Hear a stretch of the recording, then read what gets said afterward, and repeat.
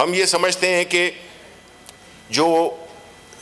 Hospitals हैं जितने भी हैं, हमें अभी भी ये पता चला है कि वो इंपोर्ट हो रहे हैं, लेकिन इसमें एक कंडीशन डाली जानी चाहिए कि जो चीज़ें इस मुल्क में बन सकती हैं और बन सकती हैं बड़ी टॉप लेवल की, इंटरनेशनल लेवल की, उसको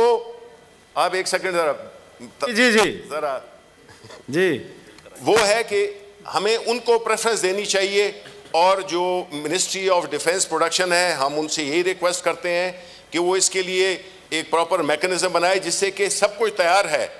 और साथ ही साथ में ये भी पेपर रूल्स में शामिल किया जाए कि जो प्रोडक्ट पाकिस्तान में बनते हैं, इंटरनेशनल स्टैंडर्ड्स के बनते हैं, उनको प्रायोरिटी देनी चाहिए। और जो NRTC ने बनाए हैं वो मुख्तलिफ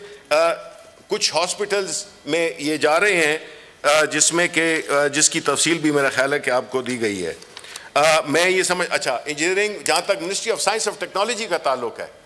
पाकिस्तान इंजीनियरिंग कौंसिल एक वाहिद इदारा है जिसने उस पर एक काम शुरू किया है, लेकिन वो अभी इस लेवल पे नहीं है कि उसकी सर्टिफिकेशन हो सके या उसको आगे ले जा सके। लेकिन हमारी हुकूमत की ये पूरी कोशिश है कि इस किस्म की जो इक्विपमेंट है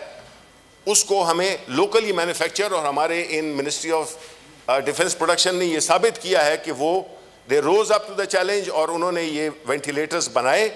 अब हम जो है तो उनको, उनकी फाइनेंसिंग का, फाइनेंस मिनिस्टर साहब यहाँ पे बैठे हुए हैं कि हम उनको फंडिंग करेंगे कि वो।